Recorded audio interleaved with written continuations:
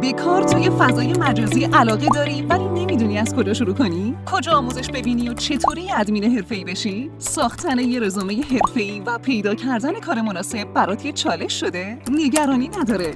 اینا همش تو ادمینیار شدنیه. ما کنارت هستیم. نه تنها بهت آموزش میدیم، متخصص شدنت رو تضمین میکنیم، به کسب و کارهای معتبر معرفیت میکنیم، بلکه تمام ابزارهای حرفه‌ای برای ادمین حرفه‌ای شدن رو در اختیارت میذاریم. کسب و کارت رو تو سوشال مدیا شروع کردی ولی نمیدونی پیجت رو چطوری رشد بدی؟